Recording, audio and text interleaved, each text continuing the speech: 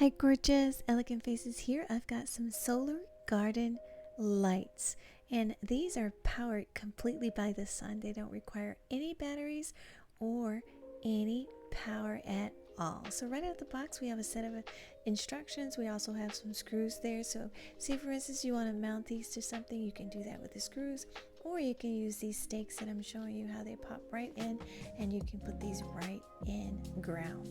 So these are super awesome. What you do is you first put them outside in the sun, full sun for 6 hours, and then after that they look just like this. So there's a function on the back. There's a button if you want the colors to stay solid. There's 7 colors.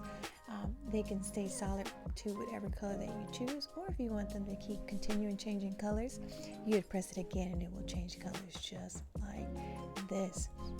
They are also waterproof, so you don't have to worry about them getting wet, and they turn off in the daytime and come on at night.